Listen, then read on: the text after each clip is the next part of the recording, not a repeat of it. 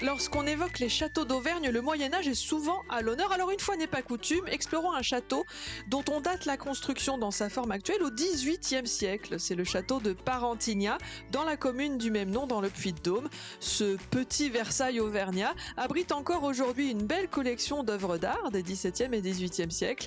Épargné par la Révolution, Parentigna a été préservé et rénové au fil du temps par ses propriétaires successifs. Et c'est justement son propriétaire actuel, Anne-François de Lastic, qui est en notre compagnie aujourd'hui pour nous faire découvrir ce petit bijou du patrimoine auvergnat. À deux pas de chez vous, une émission présentée par Émilie Mendoza. Un podcast ici en région.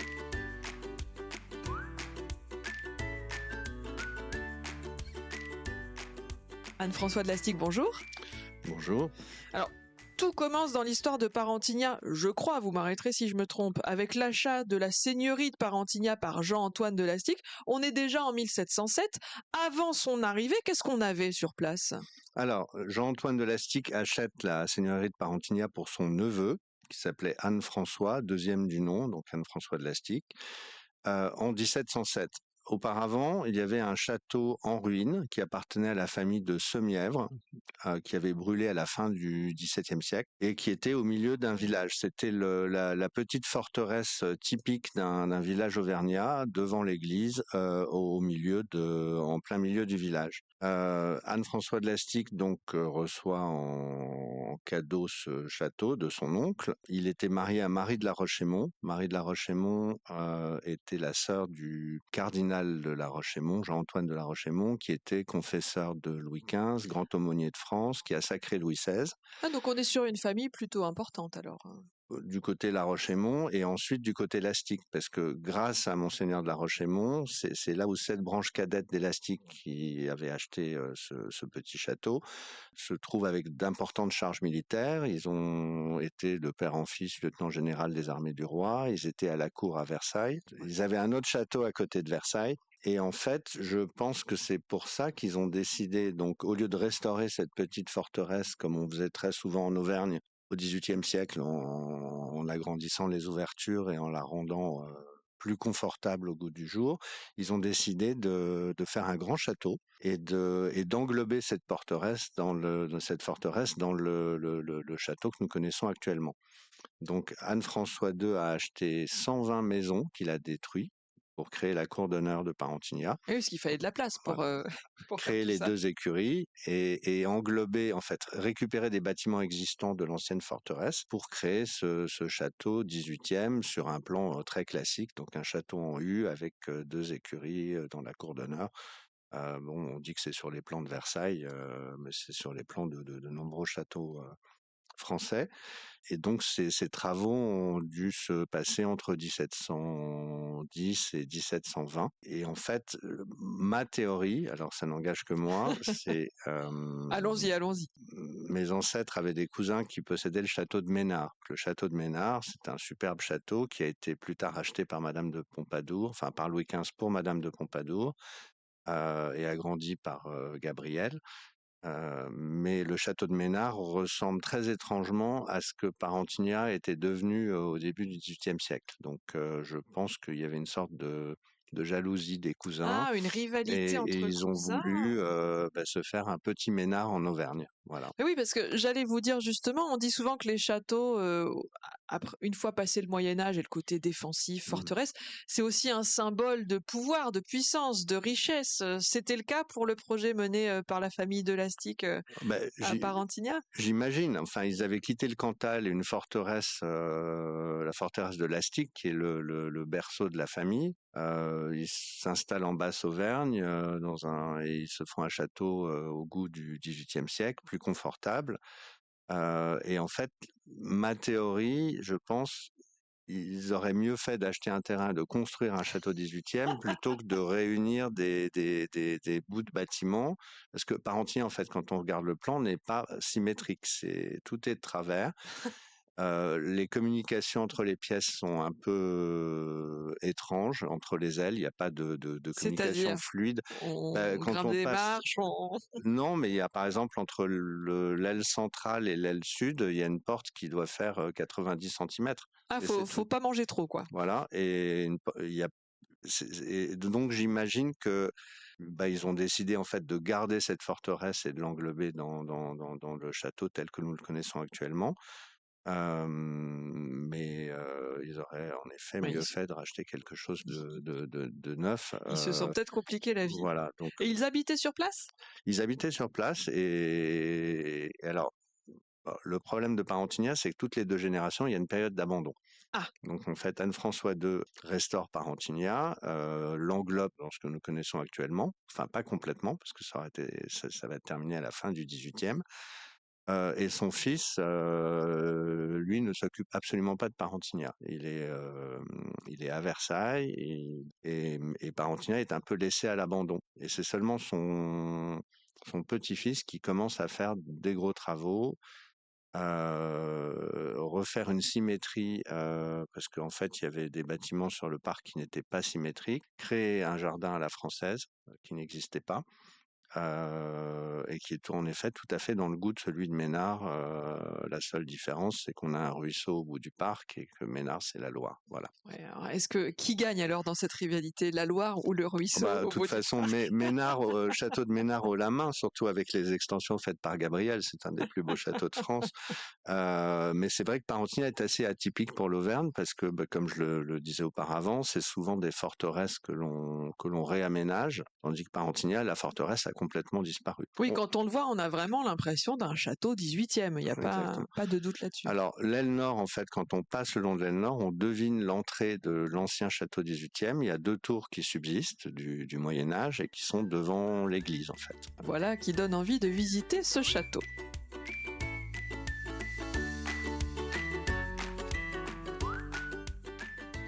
À 2 pas de chez vous, un podcast ici en région.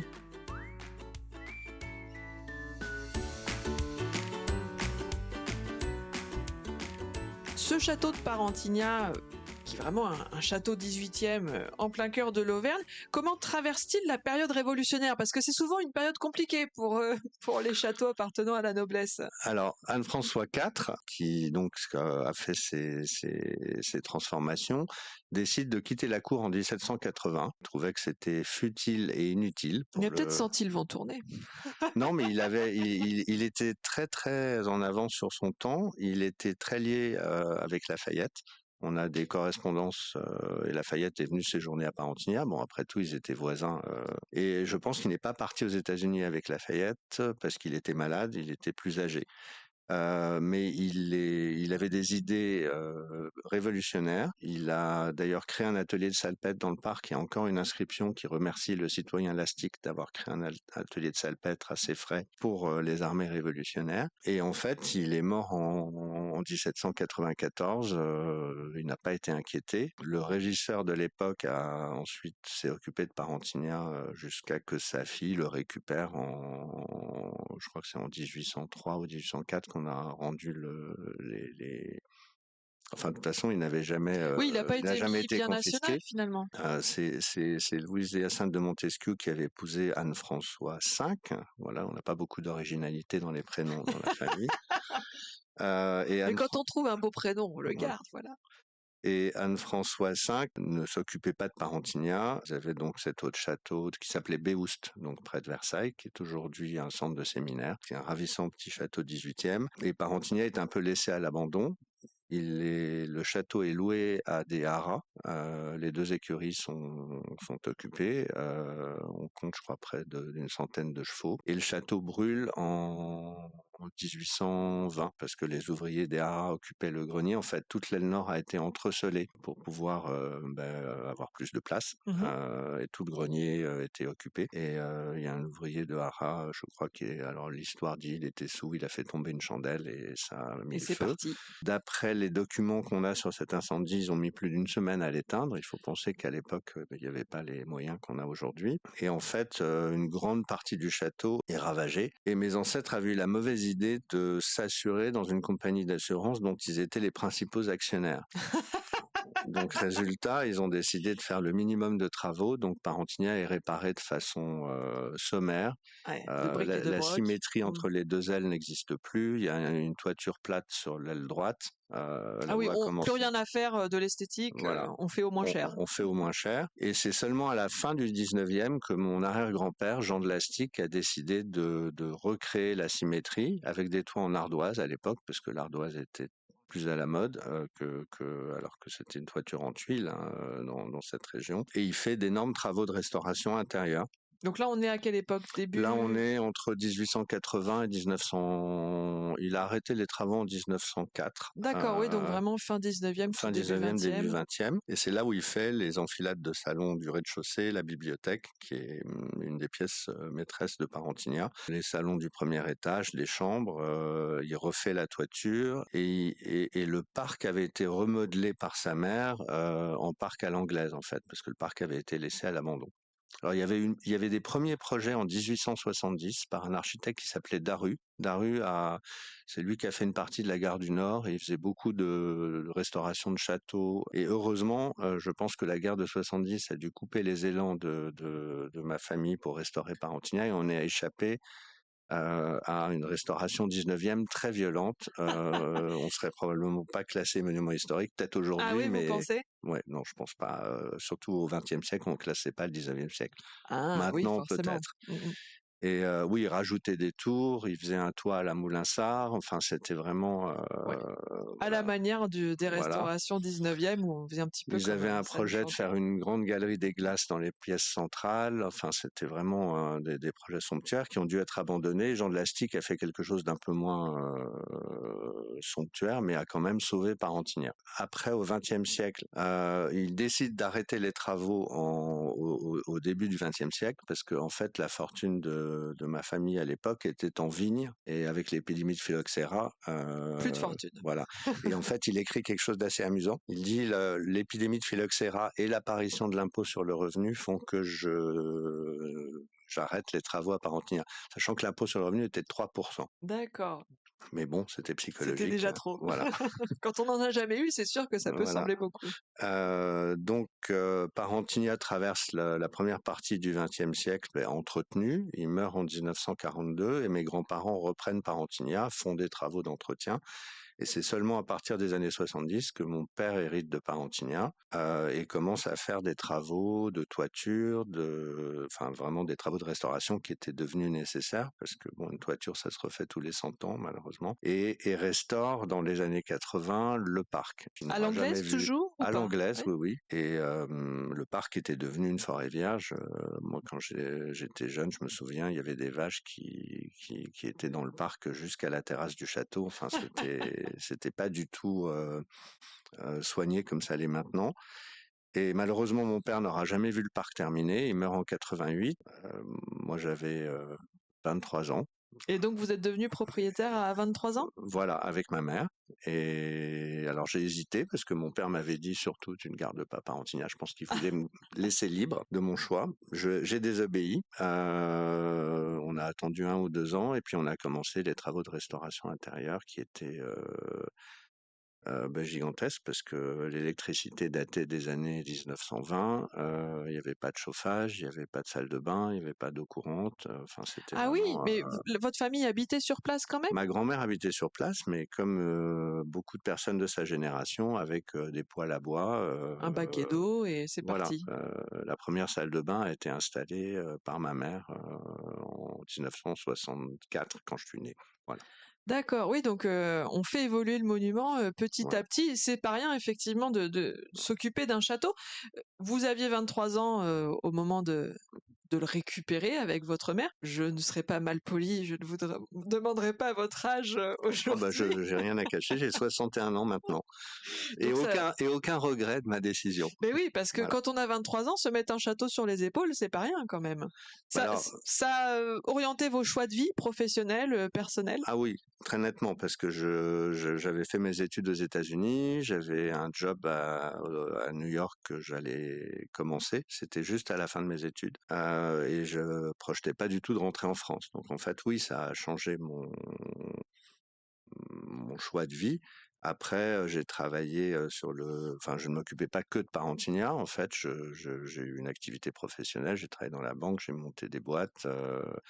Et c'est seulement il y a une dizaine d'années que j'ai décidé de me consacrer principalement à Parentigna et à un autre projet, d'une fondation familiale en Île-de-France. Voilà. D'accord, donc 100% sur Parentigna Voilà. depuis une dizaine d'années. Depuis, depuis, c'était, presque 40 ans. Il y a presque 40 ans et aujourd'hui, donc tout ce temps que vous avez passé à gérer Parentigna, est-ce qu'il y a eu des surprises, des obstacles, en cours de route? Des surprises, oui, on a toujours, des bonnes et des mauvaises. Après, ça dépend ce que vous appelez surprise. Sur les travaux, oui, on a toujours des surprises, des choses qui se passent moins bien que prévu, d'autres mieux. Des obstacles, non, parce qu'en France, on est quand même assez aidé. Je veux dire, quand on fait des gros travaux, l'État quand même aide, même les propriétaires particuliers. Pas sur tous les travaux, mais sur tout ce qui est gros travaux de toiture, etc. On est quand même assez aidé. Des fois, il n'y a pas un trésor caché, sous les Ah, planchers de je le cherche toujours. Il y a sûrement dans chaque château, il y a un trésor et un fantôme. Donc et le fantôme, vous l'avez le trouvé? fantôme, il existe, mais C'est vrai? oui. C'est-à-dire?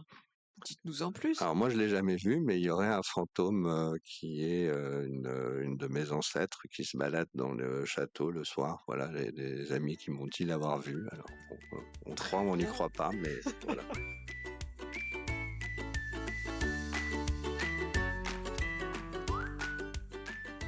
À deux pas de chez vous, un podcast ici en région.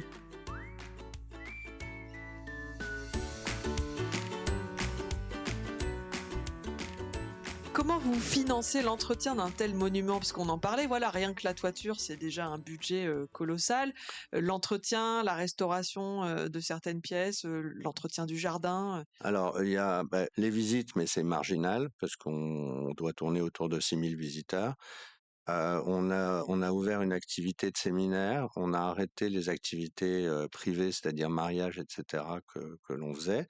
Mais c'est surtout en fonds propres parce que l'exploitation elle-même est déficitaire. Oui, il y a pas le choix, quoi. On Ouais, est obligé de mettre de sa poche pour, ouais. maintenir le monument, en bon état. Justement, côté visite, qu'est-ce qu'on vient découvrir quand on vient à Parentigna? Alors, Parentigna, ce qui est exceptionnel, c'est alors, j'ai pas parlé de mon père, Georges de Lastic. Mon père, Georges de Lastic, était historien d'art, conservateur de musée et collectionneur. Quand il est mort, on a décidé de mettre une partie de sa collection de peintures et de sculptures et d'objets d'art à Parentigna. Donc, en fait, Parentigna est anormalement meublé pour un château auvergnat. Il l'était déjà au XVIIIe. Là, je reviens un peu en arrière, mais en fait, mon ancêtre Anne-François IV avait décidé en 1780 de vendre toutes ses propriétés et il avait fait venir tous les meubles de ses propriétés à Parentigna. Donc Parentigna était complètement surmeublé.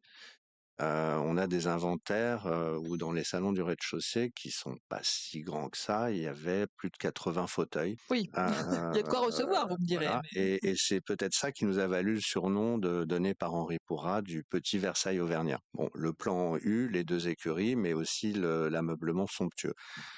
Aujourd'hui, par Antignon, on peut voir une exceptionnelle collection de tableaux, principalement des portraits du XVIIe et début XVIIIe.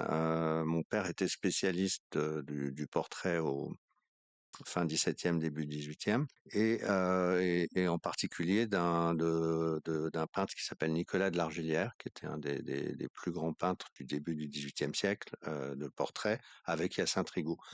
Donc il y a beaucoup de l'Argillière, il y a pas mal de Rigaud, mais il y a aussi des tableaux de Pierre Mignard, de Champaigne, il y a un beau tableau de Louis XV par Louis-Michel Vanloo. Et en fait, ce qui est très intéressant à Parentigna, c'est qu'il y a ce que j'appelle le fonds Parentigna, qui est donc une accumulation d'objets par une famille depuis le XVIIIe siècle, mmh.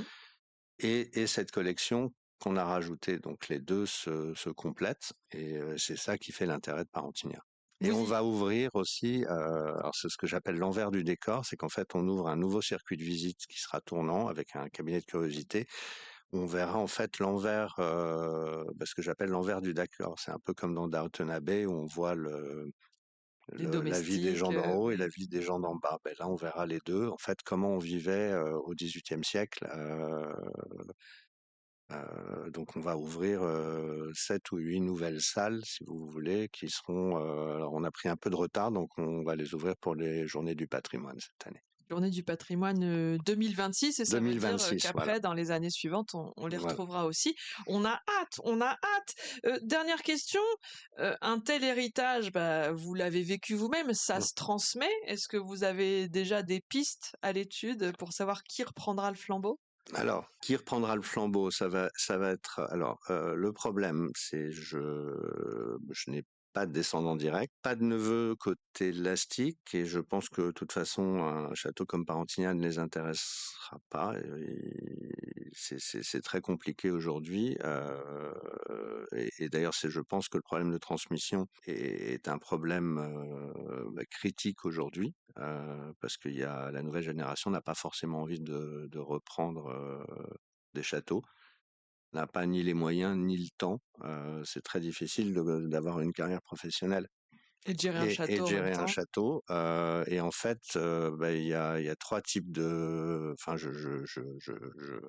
c'est très réducteur ce que je vais dire, mais il y a les petits châteaux qui peuvent faire l'objet d'un projet familial pour des gens qui ont les moyens. Il y a les gros châteaux qui rapportent parce qu'ils ont suffisamment de visiteurs ou d'activités pour être rentables. Et il y a les châteaux de taille moyenne avec peu de visiteurs comme Parentignac qui coûtent de l'argent et qui vont réellement poser un problème parce que je vois pas qui a envie de reprendre, c'est trop grand pour un projet familial et c'est pas quelque chose où l'exploitation est rentable. Donc en Angleterre, ils ont le National Trust qui a été créé après la Seconde Guerre mondiale et qui fonctionne.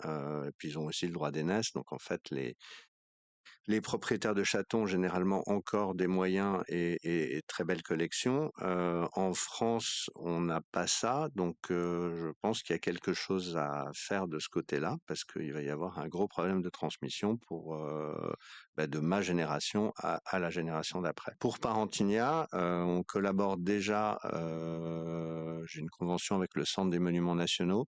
Le Centre des Monuments Nationaux, c'est un organisme d'État qui gère 120 monuments en France, dont un privé pour le moment, peut-être bientôt 2, on verra. Qui sait? Et qui utilise en fait une péréquation entre les gros monuments qui rapportent de l'argent et les petits qui en coûtent.